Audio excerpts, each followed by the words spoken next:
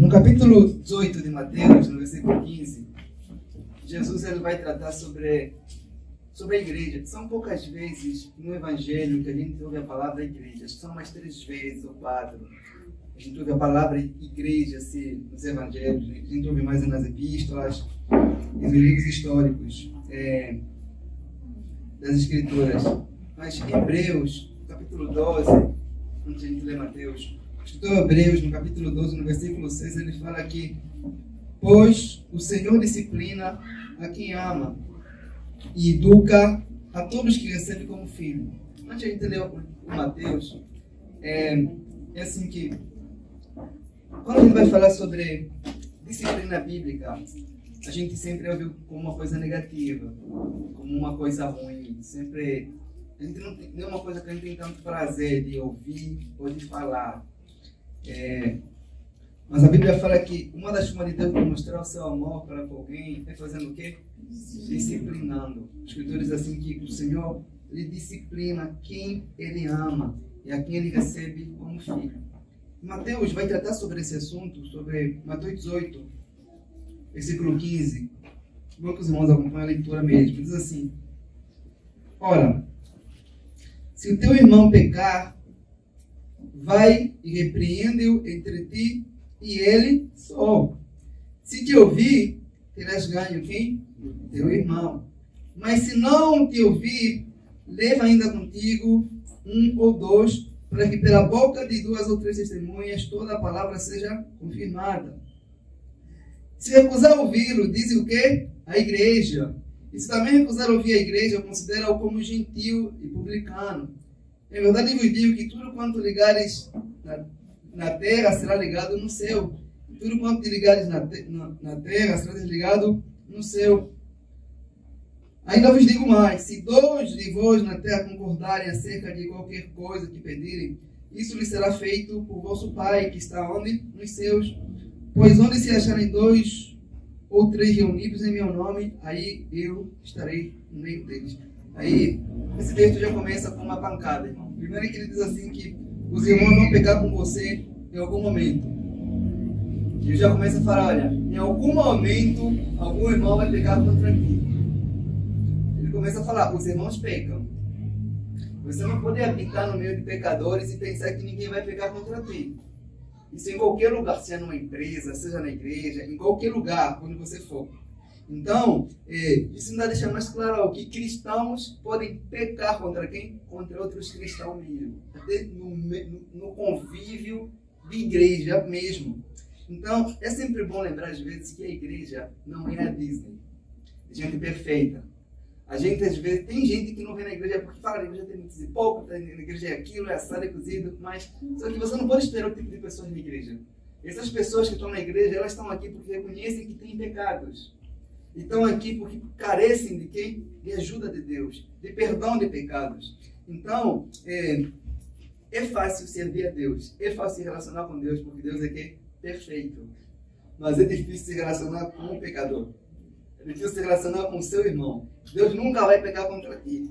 Mas o seu irmão, que está do seu lado, em algum momento ele vai pecar contra ti. É se vocês conviverem mais um pouco. Andem um pouquinho junto, em algum momento ele vai fazer isso. Então, às vezes nós pensamos que, quando nós falamos de uma igreja bíblica, falamos de uma igreja perfeita, de uma igreja que as pessoas não ferem uns aos outros, mas isso não é a definição de uma igreja bíblica. Na igreja primitiva, nós vemos que Paulo vai escrever várias cartas. Todas aquelas cartas não é tipo para incentivar a igreja, é para resolver um conflito que havia na igreja. Pecados entre irmãos, um fazendo fofoca da vida do outro irmão. Paulo vai falar isso em Coríntios. Andando numa vida errada, não obedecendo os conselhos pastorais, querendo de qualquer jeito. Então, todas essas orientações, todas essas epístolas é para resolver algum problema na igreja. Então, Jesus, ele vai tratar sobre esse assunto, ele vai falar assim, olha, se o seu irmão pecar, você chama ele onde? Em particular. Só você, os dois. Naquela época já havia o quê? Já havia cartas. Jesus não disse que você deve escrever uma carta para ele, para pedir perdão. Não, fala. Vai até ele e converse com ele quê? pessoalmente. Porque às vezes quando você vai conversar com alguém por mensagem, por texto, às vezes a pessoa pode dar um tom na mensagem que não é que você não mandou. Então Jesus diz, procura, vá pessoalmente com ele. Quando seu irmão pecar contra ti, não sai da igreja. Não sai falando mal do irmão. Não sai conversando com outros irmãos. Não sai falando que o irmão não é crente. Não sai desconfiando, falando, eu já sabia, um crente não faz isso. Jesus diz assim, olha, se o seu irmão pecar contra ti, vai falar com ele. Se ele pecar contra ti e você ficar falando mal daquele irmão que pegou contra ti, agora já é você que está pegando contra ele. Ele pegou contra ti ao te ferir e você está pecando contra ele, falando do pecado que ele cometeu contra você. Então, se o seu irmão ele pecar contra ti, eu estou falando assim, olha, não deixe para depois. Vai falar com ele imediatamente. Ao nos ordenar isso para ir falar com o nosso irmão, eu estou falando assim, não guarde ressentimento no seu coração. E tentamos ensinar a evitar raiva, porque se alguém ferir e você não fala, você guarda mágoa no coração. Você guarda rancor. Aquela mágoa se transforma em quê? Em fofoca, depois. Em ódio. Então, é dever de toda pessoa ofendida dentro da igreja procurar o ofensor e conversar com essa pessoa mesmo. Você chega e fala, irmão, você pecou contra mim. Você pecou. Então, porque se você não falar com esse irmão, Satanás vai usar isso para te fazer sentir raiva dele. Você fica com ódio mesmo. Você fica com raiva mesmo.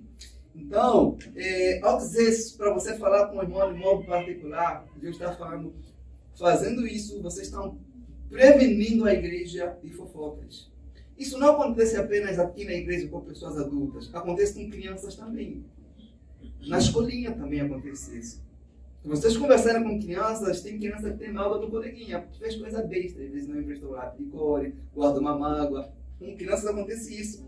Então, o texto não diz para você esperar o irmão vir falar com você. Falar, você toma a iniciativa. Não é ele que me feriu, ele que venha falar comigo. Fala, você vai lá, expressa. Fala, irmão, você me feriu. Eu vi que você falou coisas sobre a minha pessoa. Vai e fala com esse irmão. Por quê? Porque ao fazendo isso, você está cobrindo o pecado daquele irmão. Paulo, o apóstolo Pedro, ele fala na primeira carta, no capítulo 4, no verso 8, ele fala assim, tendes de tudo, antes de tudo, um ardente amor para com os outros, porque o amor cobre a multidão dos pecados. Então, o que é cobrir o pecado? O seu irmão pecou contra ti, você não ficar falando com outro irmão que aquele irmão pecou contra você. Antes, indo tratar diretamente com aquele irmão. Você viu o irmão tendo uma conduta imoral, pecaminosa, ao invés de você ficar comentando, falando zum, e diretamente falar com ele. Você está cobrindo o pecado daquele irmão. Não é encobrir o pecado, não. É cobrir o pecado de modo que você chama o irmão aqui a restauração. Não é bom estar divulgando o pecado dos nossos irmãos, porque são diferentes dos nossos. É bom sempre chamar eles em particular e tratar isso com eles. Então, a gente consegue perceber se uma pessoa está preocupada conosco, se nos ama mesmo ou não, de acordo com a capacidade e a coragem que aquela pessoa tem em confrontar os nossos pecados. As pessoas que mais nos amam, elas não passam a mão na nossa cabeça, elas nos confrontam mesmo. A gente vai ver que os bons amigos que a gente tem são esses que nos confrontam dos nossos pecados. Às vezes nós temos medo de falar sobre, de confrontar nossos irmãos ou amigos, porque vamos perder a amizade. Só que preservar uma amizade tem várias formas. E ocultar a verdade não é uma delas. E quando você oculta a verdade para preservar uma amizade, você está mantendo uma amizade falsa com aquela pessoa. Você vai ver se a vossa amizade é verdadeira ou não, até com a sua capacidade, com a liberdade que você tem em falar certas verdades para aquela pessoa. Por mais que a pessoa se sinta ofendida. É nosso dever bíblico fazer isso. Só que no versículo 15 ainda, no capítulo 18, no versículo 15, ele vai falar uma coisa muito interessante. Ele vai falar assim, se o teu irmão te ouvir, você terás ganho o seu irmão. Esse texto mostra outra parte que há momentos que os irmãos ouvem e repreensão, tá vendo? Para que há momentos que ouvem e repreensam. Não disse que sempre vai ouvir. Assim, há uma possibilidade desse irmão de ouvir. E se ele te ouvir, você ganhou esse irmão para você. E tem o outro lado desse versículo é que nem sempre os irmãos também fazem o quê? Ouvem repreensão. Ele não diz que sempre as pessoas que você repreender vão ouvir. No versículo 16, se vocês puderem acompanhar, ele diz assim, mas se não te ouvir, leva ainda contigo um ou quê? Ou dois, para que pela boca de 2 ou 3 testemunhas toda a palavra seja confirmada. Olha que ele disse assim, ainda que o seu irmão não te ouvir pela primeira vez, não faz o quê? Não desista dele. Não desista de se reconciliar com ele. Chame outro irmão e vai tratar com ele. Algumas pessoas simplesmente têm coração duro. Aí Jesus está falando com pessoas cristãs. Não é pessoa do mundo, não. Está falando que existem momentos que cristãos endurecem o coração. Que você conversa com eles e eles, ao invés de acolher, eles falam: quem és tu para se intrometer na minha vida, pessoal? Isso é meu particular. Isso é a minha decisão que eu tomei. Cristãos, às vezes, fazem o quê? Agir assim. Então Deus está falando: se você vê um cristão agir assim, você chame outra pessoa. Chame outra pessoa para que seja testemunha. Chame 2 irmãos maduros. Para você poder repreender aquela pessoa na frente desses 2 irmãos. Não apenas isso. Essas 2 pessoas que estão aí não é apenas para condenar aquele irmão. É para mostrarem o outro ponto de vista do lado de fora. Porque às vezes a pessoa que está de fora consegue ver melhor o problema do que nós que estamos dentro. Às vezes quem está errado é você. E esses 2 testemunhos, essas 2 pessoas que estão aí vão fazer o quê? Vão dizer isso. Vão falar: olha, você me chamou aqui, mas você que está errado. Eu gosto de falar assim, que todo mundo tem a solução de um problema que não é dele. Você vê um filho rebelde que não é seu, você sabe como educar. Até você ter o teu filho, você vê que não é bem assim. Então, as pessoas que estão de fora conseguem enxergar melhor o problema. Isso se aplicava até na antiga aliança. Acontecia assim: se o pai tem um filho rebelde e não ouvisse o pai, levavam para o sacerdote aqueles filhos, repreendiam diante do sacerdote, e às vezes aquele filho era o quê? Vamos ver se você tem coragem. Era apedrejado mesmo por causa disso, dessa rebeldia. Então, por que a necessidade de ter 2 pessoas sendo testemunha? Por quê? Primeiro é que só Deus pode julgar sozinho. Você não é Deus. Só Deus tem esse direito de julgar outra pessoa sozinho. E a lei, em Deuteronômio, no capítulo 19, no versículo 15, ele vai dizer assim: uma só testemunha não é suficiente para condenar uma pessoa de algum crime ou delito. Qualquer acusação necessita ser confirmado pelo depoimento de 2 ou 3. Porque toda pessoa, quando conta a sua final da história, parece estar certo. Mas quando você ouve outras partes e 2 pessoas ouvem, começa a falar: irmão, não é bem assim, né? Porque quando você vai contar um assunto, você sempre conta as coisas que te favorecem.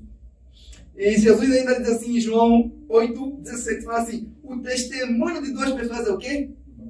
Verdadeiro. Isso deve ser uma liga para nós. Quando um irmão chegar para nós nos falar algo sobre o irmão, nós não devemos acreditar em primeira instância. Até que seja confirmado por 2 pessoas, irmãos. Então, o objetivo aqui dessas 2 pessoas não é apenas para condenar aquele irmão, é para reconciliá-los. É para mostrar os pontos de vista. Então, se essa conduta fracassar, esse irmão que feriu, isso aqui não é só se o irmão feriu você, mas esse irmão também pecaram também contra você. Qualquer pecado que ele tiver cometido, às vezes acontece que os filhos são muito rebeldes. Às vezes eles não ouvem.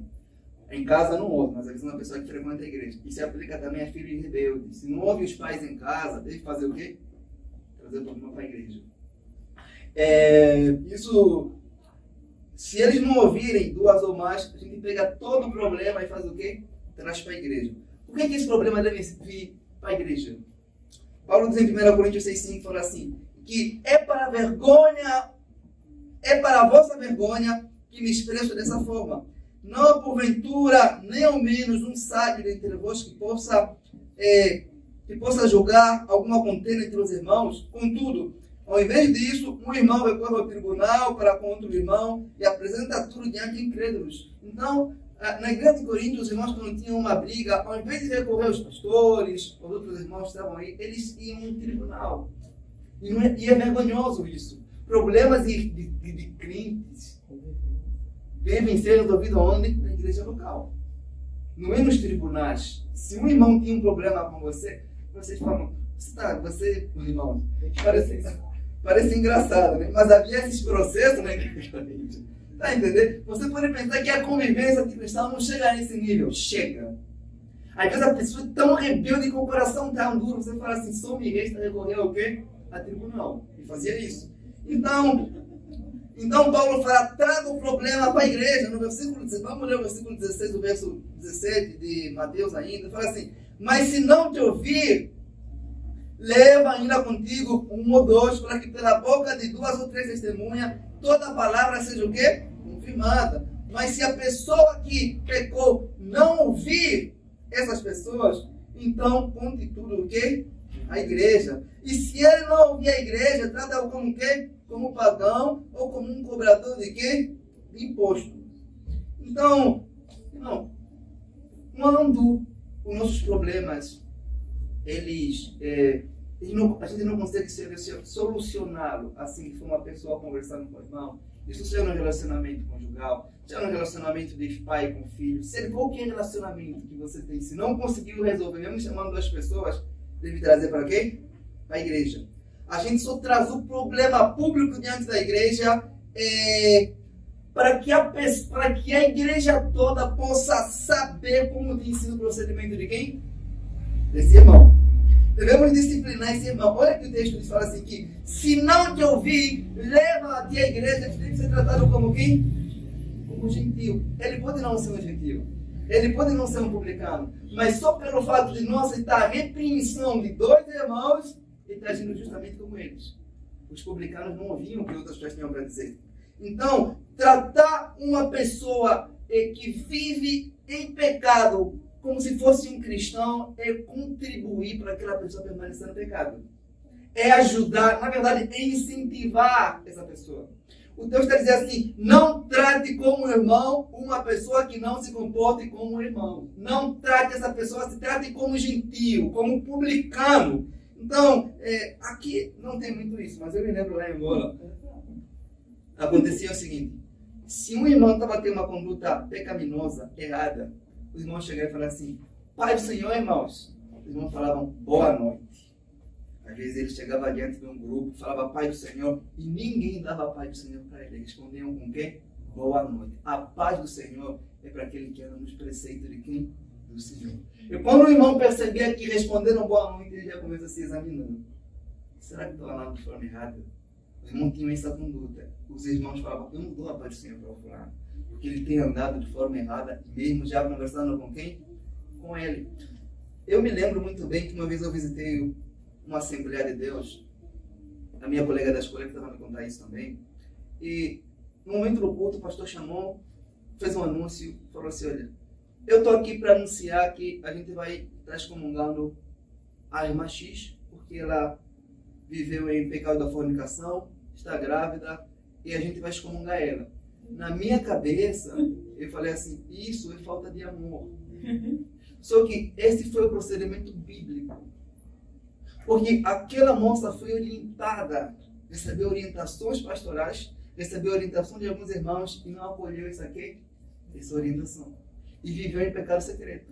Na minha cabeça ingênua, eu falava, isso é falta de amor. Só que aquele pastor estava andando, estava seguindo os preceitos bíblicos. Então Jesus aqui, ele vai tratar sobre 3 etapas. Ele vai fazer o seguinte, olha, primeiro, você chama o irmão em particular, conversa com ele. Não te ouviu? Chame 2 irmãos para falar com ele também. Não ouvi esses irmãos? Traz o caso aqui, no púlpito, na igreja, assim. Anuncia para toda a igreja. Não ouviu a igreja? Desliga esse irmão da igreja. É o procedimento bíblico. Quando a Bíblia fala assim que, olha, tudo que ligares na terra será desligado no céu. A gente sempre pensa em coisas. Ou vou ligar que tem um carro na terra, tem um carro no céu. Ou vou ligar que tem uma casa na terra. Não, só que o contexto aqui é disciplina bíblica. Então a gente torce o contexto para se enquadrar naquilo que a gente quer. Só que as pessoas têm que... O contexto aqui, disciplina. Fala que se a igreja desligar um irmão aqui na terra, por uma disciplina, lá no céu ele é visto como uma pessoa desigrejada mesmo. Uma pessoa desligada do corpo de Cristo, literalmente, fora da comunhão com Deus. E a igreja tem esse poder. Cristo otorgou essa autoridade à igreja. Então, não vamos começar a torcer os versículos bíblicos fora do contexto dele. Então, a igreja tem esse poder. Cristo deu essa chave para a igreja, de disciplinar a pessoa. Então, quando é que uma pessoa pode ser desligada? Quando ela ouviu a repreensão de um irmão, não mudou. Quando ouviu a repreensão de 2, não mudou. quando ouviu a igreja não mudou, para esse caso aqui, olha, ele deve ser desligado da igreja mesmo. Mas tem um ponto aqui, que nenhum irmão pode ser desligado ou excomungado da igreja sem primeiro ser ouvido pela igreja. Ele deve ser ouvido porque a menos ele for pego em flagrante. Mas em caso isso, ele precisa se defender mesmo. Está entendendo, irmão? Ele precisa se justificar diante da igreja, falar. Então, por quê? Porque uma pessoa que ouviu todo, passou por todo esse processo, não acolheu, é uma pessoa que não ouve a igreja, uma pessoa que não quer ouvir quem? A Cristo, Jesus. Porque a igreja é o corpo de Cristo, como nós vimos na semana passada. Talvez nem seja cristão. Às vezes é mesmo, mas o coração é duro mesmo. Mas chega nesse estágio, talvez É possível que não seja cristão mesmo essa pessoa. Mas tem uns crentes mesmo também, irmãos. Nossa, eu queria ver, meu Deus. Então, se ela não quer ouvir a igreja, ela não quer ouvir o próprio quem? O próprio Cristo. Então, no versículo 20 ainda desse texto fala assim: pois, enquanto vocês acompanham a leitura, pois onde se acharem 2 ou 3 reunidos em meu nome, aí também, ok? Estarei no meio deles. Então, aquela pessoa que for tratada como ímpia ou como publicana, não pode pensar que está sendo injustiçada. Vai chegar na oração e falar: oh meu Deus, o que a igreja fez comigo. E Jesus vai falar assim: eu também estou aí no meio deles. Eu participei desse julgamento. Eu estive aí, eu autorizei isso. Nós usamos esse texto, lá para tiverem 2 ou mais, para a gente falar sobre o culto, tudo bem. Mas todo o contexto aí é disciplina. A pessoa não é um coitado, não é uma coitada aí que está sendo injustiçada pela igreja, não. Jesus está presente em cada disciplina que ocorre no corpo dele, na igreja. E Cristo dá no veredito final. Então, consegue perceber isso, irmão? Toda vez que a gente vai pegar esses textos bíblicos, a gente torce. Não tem 2 ou mais, o que ele crê na terra, a gente esquece o contexto. É disciplina bíblica. Então, no processo do desligamento, Cristo está aqui presente. Não adianta a pessoa, às vezes, desligada, excomungada, né? Vai na oração, começa a chorar, vê a igreja sendo injustiçada, oh meu Deus, não. Cristo esteve presente aí. Vamos pegar um caso real para a gente estudar, para a gente falar sobre um caso real. Eu creio que vocês já estão imaginando o caso da igreja de Corinto, né? Vocês podem me acompanhar em 1 Coríntios 5. Vamos pegar um caso real para a gente ver como é que funciona esse processo de disciplina bíblica. Qualquer isso. Amém. 5. Caso real. Caso real para a gente estar estudando hoje aqui. Então, todo mundo achou? Como todo mundo acha, né? Até para verificar em casa também. Deixa eu ver se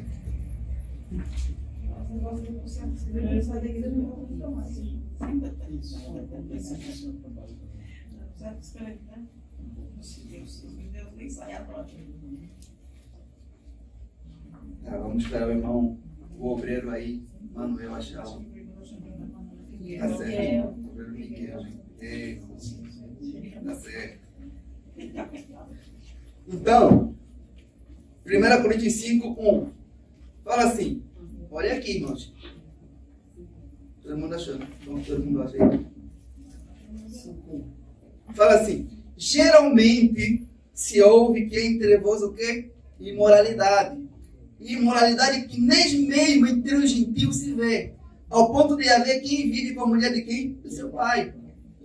E vós ainda estáis inchados, e nem ao menos pranteastes para que fosse tirado do vosso meio quem praticou essa tal coisa. Paulo está dizendo assim: olha, eu ouvi, eu sei que há coisas mundanas, há pecados no meio de vocês que vocês cometem, que nem os ímpios cometem. Está falando cristão, no ímpio não. Crente que comete coisas que o ímpio teria medo de cometer. Eu era um irmão da igreja que estava dormindo com a mulher de quem? O próprio pai. Você vai olhar para uma pessoa como esse e vai falar assim: esse não é um crente. Quer dizer, a pessoa que era membro da igreja. Então, olha, irmão, não há ninguém que não tenha coragem de cometer certos pecados se a graça não o impedir. Você nunca pode olhar para um pecado e falar assim: não, isso aqui, Fran não tem coragem. Tem. Se a graça não impedir. Então, Paulo fala assim: Será que você não consegue nem chorar por isso? Nem lamentar para que essa pessoa seja tirada do vosso meio? Isso não causou em vocês um repulso, uma tristeza? Vocês não choram por isso? E Paulo está falando, se vocês de fato amassem a igreja de Cristo, vocês tirariam esse homem do vosso meio. No versículo 5 ainda, 1 Coríntios, ele fala assim, bom que vocês leiam esse texto aqui. Ele fala assim, entreguem esse homem a quem? A Satanás, para que seu corpo seja destruído, mas seu espírito seja salvo no dia do Senhor. Esse não é um texto bíblico fácil de se interpretar, irmãos. Mas o que é entregar uma pessoa a Satanás? Nas palavras de Jesus, seria ser tratado como quem? O publicano. Seria tratado como um ímpio. O que Paulo fala sobre excomungar é o que Jesus disse. O publicano trata esse irmão assim. A igreja, como a gente falou, ele é o quê? A semana passada, ele é embaixada do reino aqui. Então, quando a gente vê que quem não pertence ao reino de Deus, pertence quem? Ao reino de quem? Ao reino de Satanás. Então, a posição de Paulo, então, a pessoa que vai ser entregue a Satanás, que vai ser expulso da igreja, está sendo entregue mesmo aos poderes de Satanás e dos seus demônios. Então, a posição de Paulo, ao dizer que essa pessoa seja excomungada da igreja, não é um abandono pastoral que não se importa com aquela pessoa, não. É uma preocupação pastoral em entregar o corpo daquela pessoa para que a alma seja salva. Então ele fala que a alma deve ser salva. Você pergunta, como é que isso é possível? Vocês lembram lá no livro de Jó? No livro de Jó, Deus fala que Deus entregou o corpo de Jó para ser tocado por Satanás. Satanás tocou no corpo de Jó. E ele era homem de Deus. Ele poderia destruir o quê? O corpo de Jó, as finanças de Jó, a saúde de Jó, a paz de Jó, mas não poderia mexer na sua salvação. Jó era um servo de Deus, mas todo o corpo dele foi entregue a Satanás. As úlceras, as doenças, a enfermidade, a pobreza. Mas o crente interior dele estava sendo preservado por Deus. Então, quando aquele homem é expulso da igreja, ele está sendo autorizado por Deus para que Satanás toque na vida dele, toque nas finanças dele, toque na paz dele, toque na saúde, toque nos filhos dele, inclusive, como aconteceu com Jó. Mas Jó não estava sendo disciplinado, ele estava sendo provado. O contexto é diferente, mas o princípio é o quê? É o mesmo.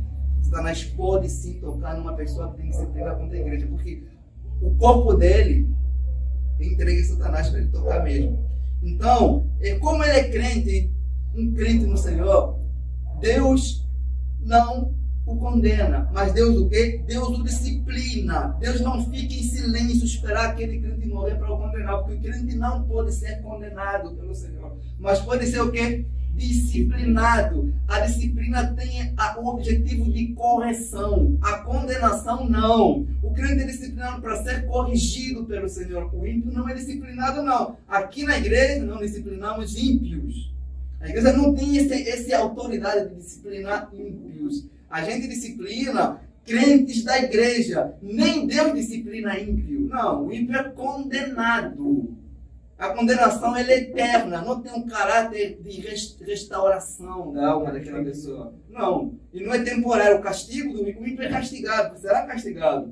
Então, se você não for corrigido, como acontece com os filhos de Deus, Deus Hebreus disse, vocês não são filhos legítimos. Você lembra o texto que nós lemos no início? Que aquele ama, ele faz o quê? Ele corrige, ele disciplina. Então, vamos ver algo que, às vezes o ímpio vive a vida dele na impiedade e Deus não faz nada. Não é que Deus não faz nada. Deus fica em silêncio. O ímpio pensa que a vida dele está boa. E às vezes o crente faz uma coisa mínima, parece que recebeu uma correção aqui. Só que, a gente vê, vamos pegar até um caso que aconteceu esses dias, esses caras que entraram numa crença com machado, fizeram aquele assassinato todo. Nós vemos um caso como aquele e falamos, onde Deus estava? Será que Deus não vai fazer nada? Só que só pelo fato de Deus estar em silêncio e não ter feito nada naquele momento, já mostra que aquele homem tem juízo. Porque não tem nada pior nesse mundo como se entregue aos desejos do próprio coração. É Deus reunindo provas sobre aqueles homens para que no dia do juízo final tiver motivos suficientes para os condenar. Quando Deus quer castigar um homem, Deus permite que aquele homem viva no pecado e Deus não se intromete na vida daquele homem. Não acontece isso com o crente. O crente não peca em paz. Deus sempre envia um irmão, Deus envia um pastor para se intrometer mesmo na vida daquela pessoa. Amém. Por quê? Porque Deus quer disciplinar aquele crente. Deus disciplina o crente aqui, porque não vai o condenar lá na frente no inferno. O ímpio não é disciplinado aqui, mas será condenado lá, por toda a eternidade. O crente é disciplinado aqui e não será condenado. Então, essa disciplina tem um caráter de, como eu falei, de restaurar, de levar ao arrependimento. Uma vez que Deus nos ama e não vai fazer conosco nada de condenação no inferno, Ele nos disciplina aqui, irmãos. Não tem nada mais assustador como o silêncio de Deus. Quando o ser humano peca e Deus não fala nada, isso é mais assustador talvez do que todo o barulho de todo o demônio junto. Quando Deus se cala, é porque Ele está disposto a punir o pecador, não aqui, não por um tempo, mas por toda a eternidade no inferno. Isso assusta. O silêncio de Deus assusta. Quando o ser humano se entrega na promiscuidade, no homossexualismo, em todas as espécies de pecado, e Deus não faz nada, acreditem, esse ser humano já tem juízo. E o ser humano cego pergunta, será que Deus não vai fazer nada? Deus já está fazendo. Deus já tirou o senso do bem e do mal do coração daquele homem. Deus já não impede aquele homem de pecar. Mas vocês vão notar algo, que esse homem aqui, na igreja de Coríntios, ele não estava cometendo esse pecado sozinho. Ele estava cometendo com uma mulher. Então, acredita-se que aquela mulher não é crente. Paulo não fala nada sobre ela. Ele se cala, fica em silêncio, porque ele sabe que julgar os crentes não está no nosso quê? No nosso poder, na nossa autoria. Nós disciplinamos crentes de igreja. Então, o objetivo de ser entregue a Satanás não é apenas para uma punição, mas é para uma disciplina que leva ao quê? Ao arrependimento, para que a alma daquela pessoa seja salva no dia do juízo final. Então, as comunhão, irmão, antes aqui de eu continuar, as comunhão não significa que uma pessoa não é cristã. Significa que ela não está agindo como quem? Como um cristão. Isso deve ficar claro. É como um filho expulso na casa dos pais. Continua sendo filho, ainda que o expulso. passaporte que foi ali invalidado, né? Ainda é isso aí. Boa. Embaixada, a gente anula o passaporte daquela Anula mesmo. A embaixada tem esse poder de fazer isso. Tirar de você os direitos legais, todos os direitos legais daquela sociedade. Então, a excomunhão, ela envolve uma perda absoluta de todos os privilégios cristãos. Esse homem, uma coisa deve ser clara, não estava sendo excomungado da igreja porque pecou, apenas. Outros homens também haviam pecado, mas não foram excomungados. Só que o problema desse homem aqui é que ele não via as pessoas que estavam aí, é que ele vivia nessa prática e talvez ainda se gabava. E era um crente, um Senhor, que fazia isso. Então, a disciplina, como eu falei, eu repito, não é para todas as pessoas, irmãos. É para crente no Senhor Jesus Cristo. Então, a gente vai ver aqui uns processos que existem tipos diferentes de disciplina e cada processo deve ser tratado de forma diferente. Primeiro, vamos pegar o caso de Paulo escreve para a igreja de Tessalônica, 1 Tessalonicenses 3:10. É bom que os irmãos leiam esse texto aqui. São assuntos muito práticos, irmão, do nosso dia a dia, entendeu? Paulo diz assim, 1 Tessalonicenses 3:10.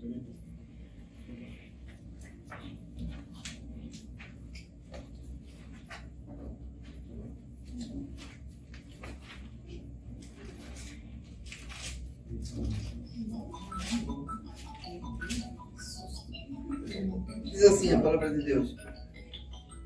1 Tessalonicenses 3:10. Porque quando ainda estávamos convosco, isto vos mandamos, se alguém não quer trabalhar, também não quer? Segunda, perdão, irmão. 3:10. Tessalonicenses 3:10, né? Porque quando ainda estávamos convosco, isto vos mandamos. Se alguém não quer trabalhar, também não quer? Tá, irmãos. Aqui, Paulo diz o seguinte, olha, aqui não está falando de pessoas que não têm trabalho. Está falando de pessoas que não querem trabalhar. Tem gente que não trabalha porque não tem aparecido o quê? Trabalho. Mas tem gente que não tem aparecido porque também não tem procurado trabalho. Então Paulo vai falar assim, olha, na igreja, se tem um irmão que não trabalha, que não quer trabalhar, que não quer se entregar no trabalho, esse irmão deve participar das atividades que envolvem comida na igreja. Café, o lanche. E esse negócio também de dar cesta básica em pessoa que não quer trabalhar é diferente da pessoa que não trabalha e que não quer trabalhar. Essa pessoa que não quer trabalhar não deveria receber da igreja a cesta básica. Tem um cafezinho, não pode tomar. Tudo aquilo que envolve comida na igreja, uma pessoa que não quer trabalhar não deve participar. Essa é uma forma de disciplinar a pessoa que não está trabalhando e incentivá-la a fazer o quê? A trabalhar. Deve trabalhar. Porque se a pessoa está comendo e não está a ajudar, está dando trabalho para quem? Para outras pessoas. E vai permanecer assim. Então, isso se aplica também em casa. Às vezes a gente vê mães com filhos preguiçosos, ficam dando dinheiro aos filhos. Não pode fazer isso, não. Filha, não pode, não.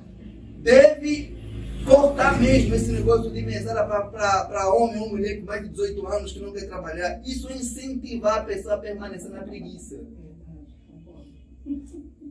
Então, se você já recebe a mesada toda vez, você vai querer trabalhar para quê, irmãos?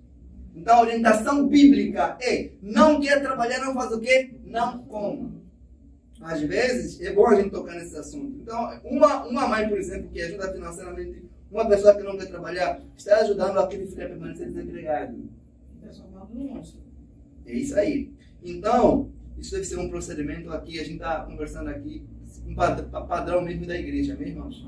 E é bom a gente estar indicando os irmãos trabalho. Tem alguns seu trabalho que dá uma indicação. Ah, irmão, apareceu um trabalho. Você não quer? O irmão não aceitando, é bom também ver se notificar o pastor para conversar com esse irmão, amém? É isso aí. Chama já o segundo. Já chamou o segundo, entendeu? Pessoalmente, amém, irmão. E na 2 Tessalonicenses 3:14. Isso é uma forma de disciplina. Existem níveis de disciplinar os irmãos. O preguiçoso e não comer mesmo. Você dá uma sair com o irmão, estão indo no shopping em algum lugar, uma cidade da igreja, ele não quer trabalhar. Deixa o irmão ficar observando vocês. Então, isso não é falta de amor, isso é incentivar o irmão a procurar o quê? Trabalho.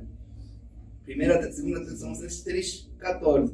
Mas se alguém não obedecer a nossa palavra, por esta carta, notai e não tenha relação com quem? Com ele, para que se envergonhe. Todavia, não considere como inimigo, mas admoestai-o como quem? Como irmão. Está falando sobre irmão que não obedece às orientações pastorais, que não obedece à liderança da igreja, que não obedece aos ensinos apostólicos. Está falando assim, olha, se esse irmão não obedece essas orientações da Bíblia, vai falar sobre irmão, não tenham nenhuma relação com ele, não tenham. Aqui, ele fala assim, para que ele se envergonhe. Deus não fala que você deve envergonhar o irmão que está andando assim. Ele fala, corte a relação com ele, para que ele tenha vergonha. Uma coisa que tem que ficar clara é que disciplinar não é envergonhar a pessoa, não. É chamá-la ao arrependimento. Então, a disciplina bíblica tem a intenção de fazer a pessoa se envergonhar de quem? Do seu pecado. Não da igreja, dos seus irmãos, irmão. Nós não temos o direito de chegar para envergonhar as pessoas assim. Não é o procedimento bíblico. Então, não ter relação com o irmão é fazer o quê? É não comer com ele. Não aceitar a participação desse irmão na ceia. Não envolver esse irmão nas atividades da igreja. Retirar esse irmão dos cargos que ele exerce. Esse é o tipo de disciplina que, quando eu falo sobre comer com os irmãos, não é apenas aqui na sua casa mesmo. Não chame esse irmão para comer com você. Corta a comunhão com esse irmão, literalmente. É o que a Bíblia diz, de modo que ele possa perguntar por que tu está procedendo desse modo. Você fala, irmão, porque você está vivendo de acordo com o mundo. E não posso tratar como um cristão, ter comunhão com você como um cristão, sendo que você está agindo como um mundano. Não dá.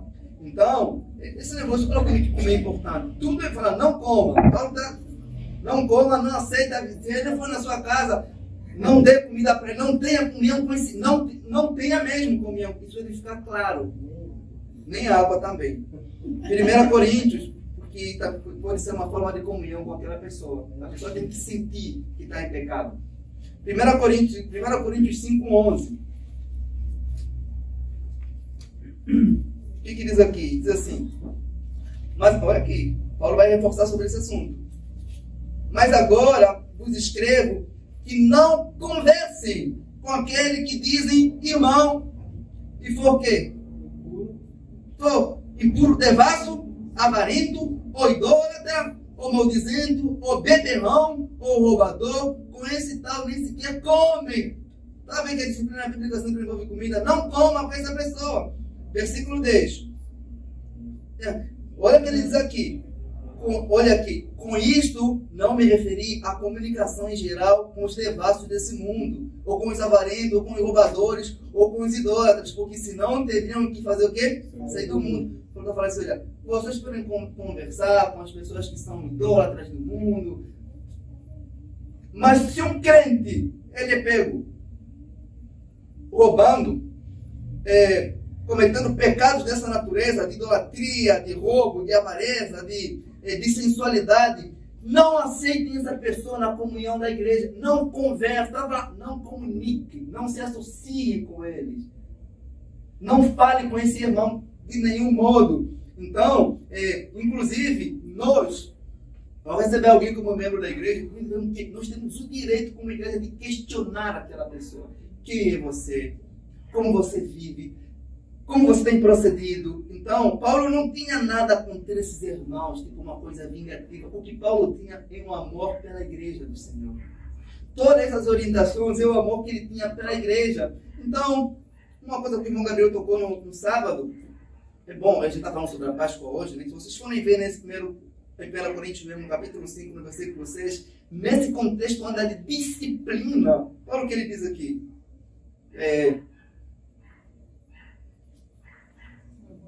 1 Coríntios 5, 6. Não sabeis que um pouco de fermento revela toda a massa?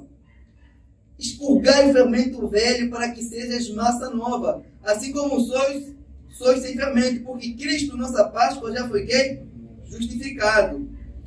Sacrificado, perdão. Versículo 8. Pelo que celebramos a festa, não com o fermento velho, nem com o fermento da malícia e da corrupção, mas com ázimos da sinceridade e da verdade. Aqui, quando está falando sobre quê? Sobre a celebração da Páscoa.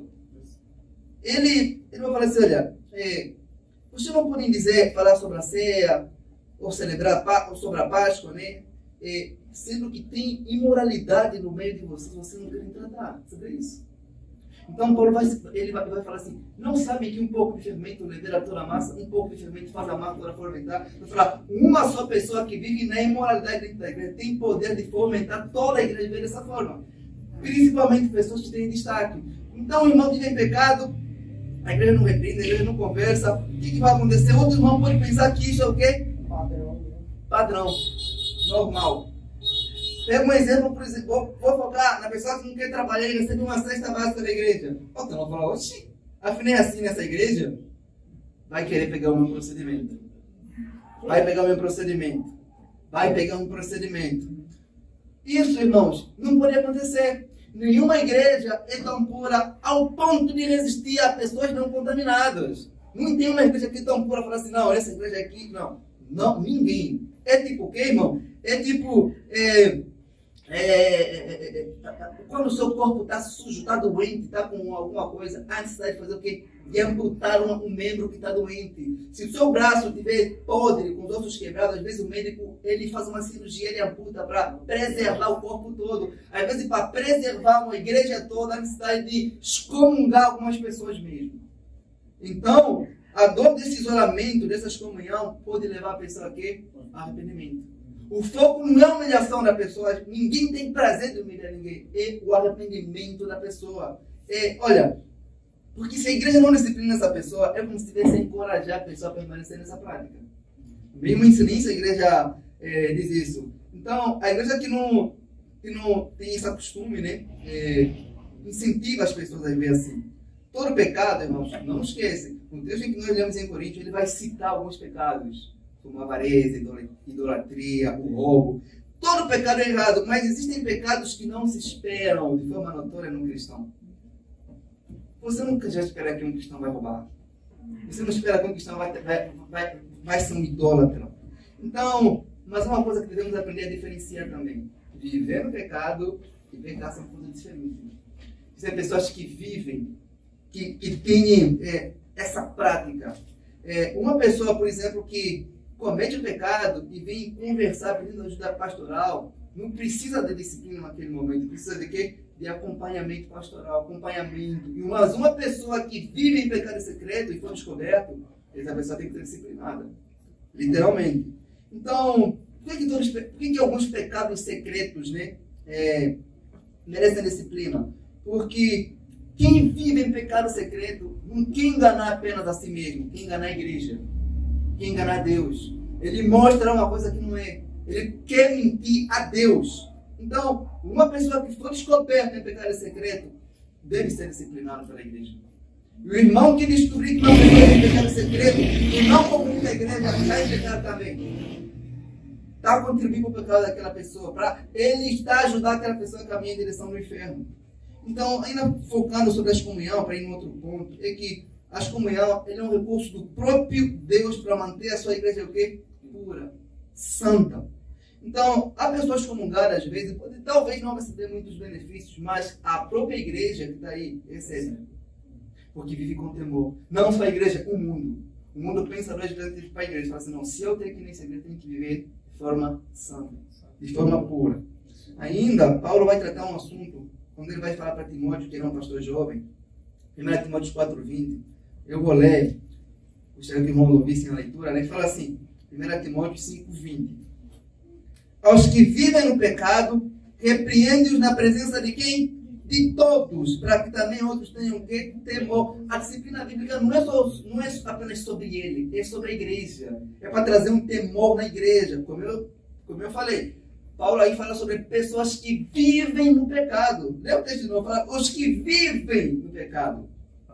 Na prática, você deve repreender essas pessoas publicamente. Você deve anunciar de forma pública. Então, uma coisa que é interessante aqui, que a gente pode falar, é que pecados cometidos publicamente devem ser confessados publicamente também.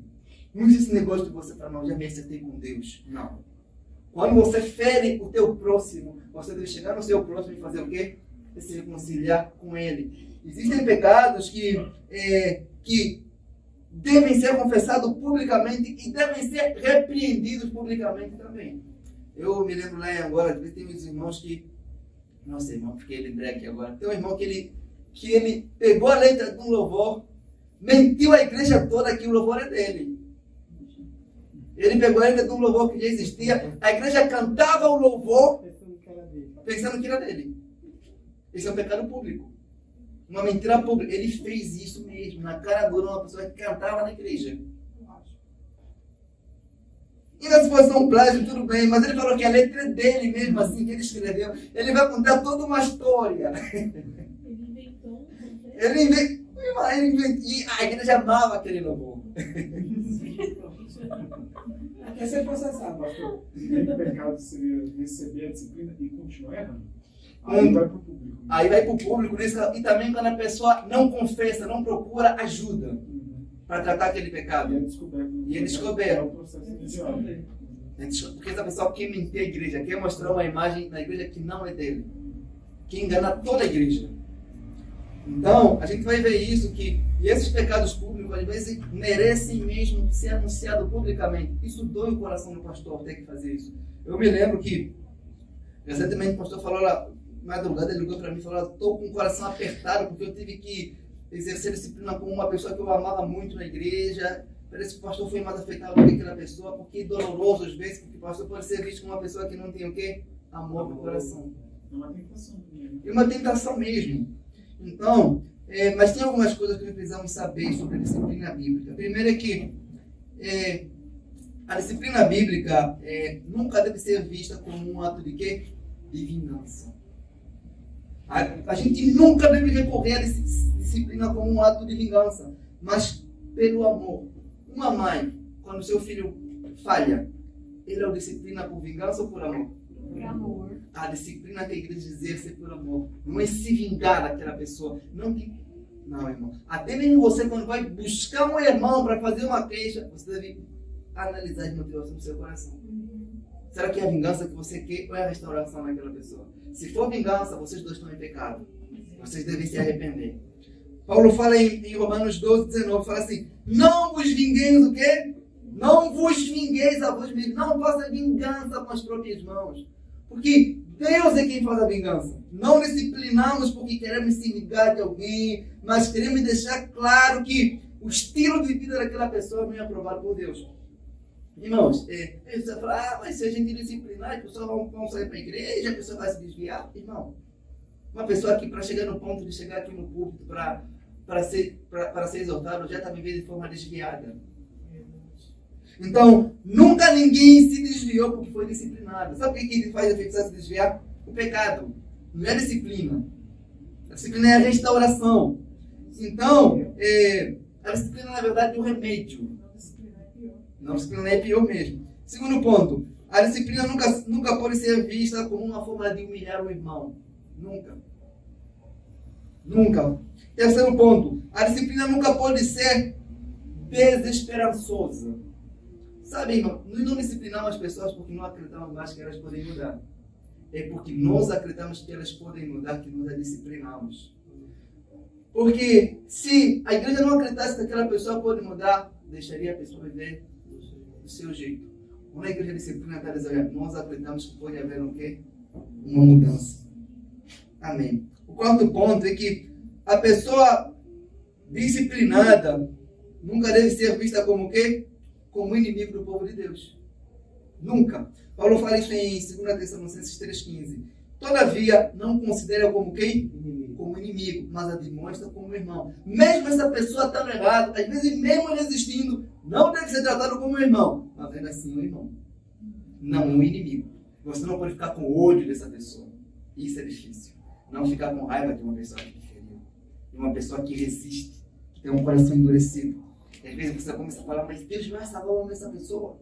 Por isso que às vezes é bom chamar mais de um, porque esse é âmbito pessoal. Verdade. Então, e quinto ponto é que não é para quê? Não é para humilhação, é para a restauração da pessoa. A intenção é restaurar aquela pessoa no entendimento. Então, o que a igreja está dizendo, por exemplo, quando ela disciplina alguém? Primeiro, Provérbios 13 e 24 fala assim: quem se nega a disciplinar e repreender seu filho não o ama. Quem o ama de fato não hesita em corrigi-lo. E quem é esse louvor, irmãos?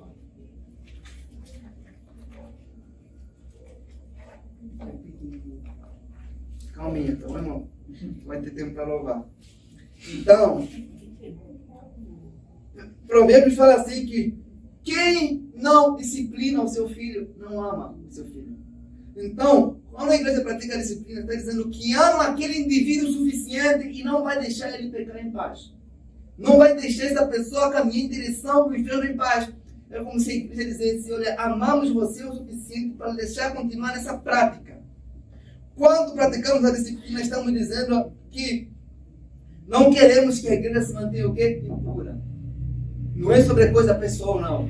Mas é sobre a pureza da igreja. Terceiro, quando praticamos a disciplina, estamos dizendo que somos fiéis a Jesus e aos seus ensinamentos e ao que ele ordenou.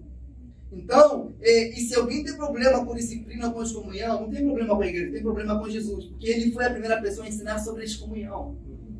Não é uma coisa, não, essa igreja não ama, essa igreja é legalista, não. Se a pessoa tem esse ponto de ver, o problema dessa pessoa é com quem?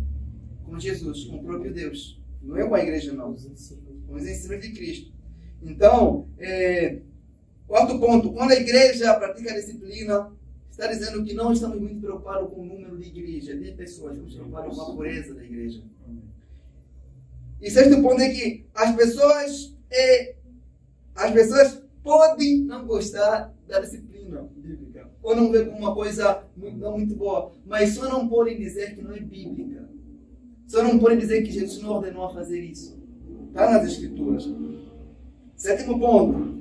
Quando a igreja disciplina um dos membros, está dizendo assim, olha, não estamos dispostos a permitir que você caminhe em direção do inferno em paz. Nós iremos atrás de vocês, nós vamos se colocar no caminho entre você e o inferno, você vai passar por cima de nós, mas nós vamos interferir nisso. Nem que for para a gente ir à sua atrás, se repreender na sua casa, a gente vai. É isso que a gente faz, irmãos, quando disciplina alguns irmãos. Provérbios 12:1 fala assim que o que ama a instrução, ama o quê?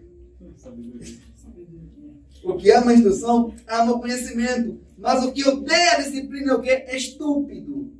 Estupidez não é palavrão, não. É a característica da pessoa que não ama a disciplina. 12, versículo 1. Então, irmãos, a pessoa fica triste quando você é disciplinada. Vai. Isso não é novidade, não. Isso não vai ficar triste, não. Isso é uma coisa que o apóstolo Paulo já pensou antes de orientar a igreja. 2 Coríntios 7:9 fala assim que a tristeza, segundo Deus, produz um arrependimento que leva à salvação. Então, vê que o irmão vai ficar triste? Vai. A necessidade dele ficar triste, a necessidade dele se entristecer mesmo pelo que fez. Mas essa tristeza depois vai se transformar em quem? Em salvação para a vida dele. E ele, olha, é melhor entristecer uma pessoa, é melhor ver uma pessoa triste para o céu do que feliz para o inferno. E quando a gente está disciplinando o irmão, vai falar, você vai ficar triste, vai, mas lá você vai ficar feliz para todo sempre, na eternidade. Então, a gente vai... Como é que funciona esse processo de disciplina na igreja? Como é que... Primeiro, lembram lá, Mateus, Jesus fala assim, não deve envolver muita gente, primeira regra, 2 ou 3. Isso para fazer o quê? Para salvaguardar, para guardar a reputação daquele irmão. Primeira fase, você chama 2 pessoas, não precisa sair tocar trombeta, como se tivesse uma promoção no Mercado Dias. Primeira é individualmente. Primeira é individualmente. Segunda, chama 2 ou 3. Não chega... Não, respeita a reputação do seu irmão, mesmo ele ter falhado contra ti. Respeite essa reputação, porque senão o irmão vai ficar com vergonha de você. Mas há pecados, irmãos, que têm consequências públicas. Há pecados que são cometidos em particular e têm consequências públicas. Nesse caso, há necessidade de expor o arrependimento particular e de quem? E dentro da igreja. Um exemplo que eu falo, uma gravidez extrema no casamento, isso é de natureza pública, porque você não vai esconder a barriga com o vestido, irmão. Você não vai esconder. Há necessidade de falar isso publicamente. A igreja tem que saber. Segundo, voltando para o texto de Mateus 18, é que esse processo de disciplina às vezes demora. Às vezes, não é que acontece de um dia para o outro. Primeiro, você precisa ir em particular com a pessoa, precisa chamar 2 testemunhas. Isso não acontece em uma semana. Dá tempo para a pessoa se arrepender. Dá tempo para se arrepender. Isso às vezes pode demorar mesmo meses.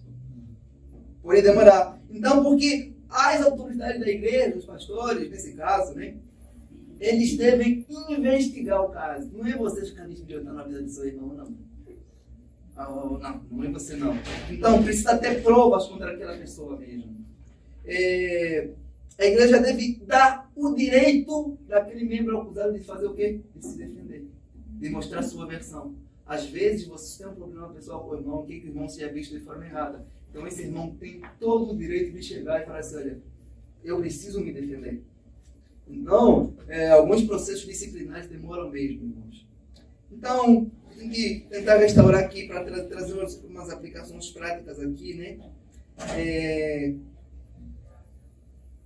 muito comum a gente ver um ensino sobre a comunhão e pessoas na igreja que não tem uma definição bíblica de amor ingênua, né? Pensar que isso não é amor naquele irmão.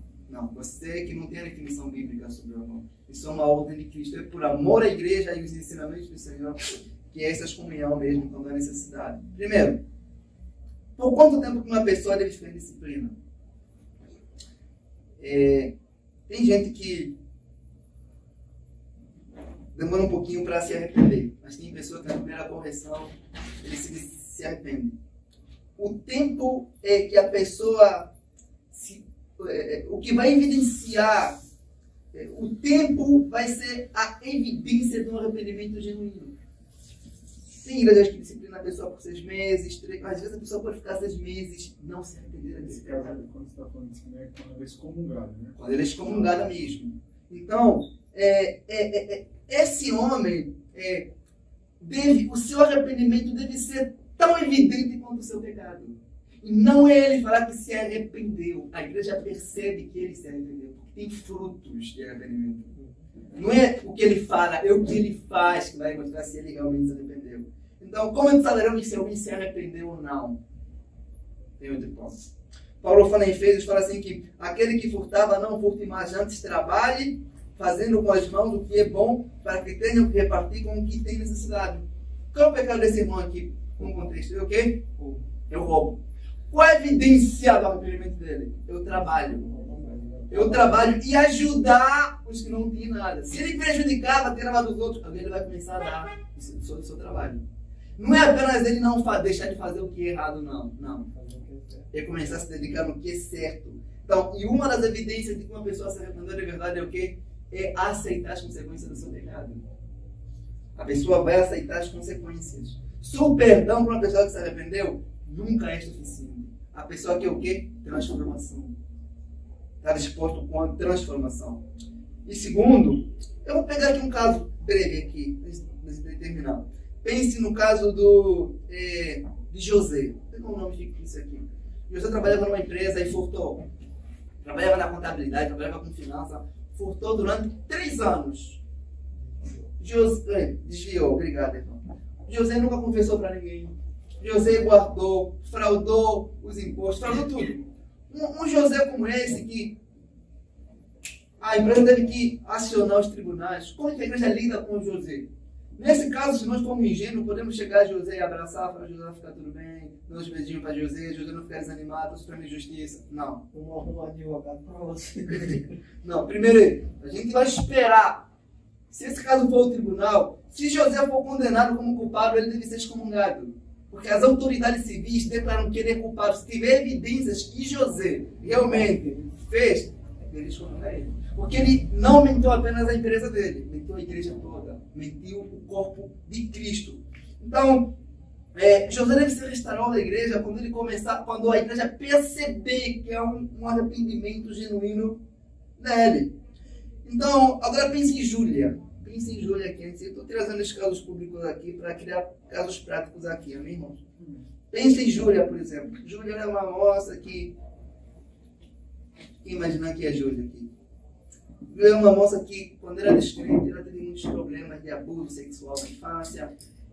Júlia acabou ficando com raiva do seu corpo, começou a se envolver sexualmente com muita gente. Quando Júlia conhece o Evangelho,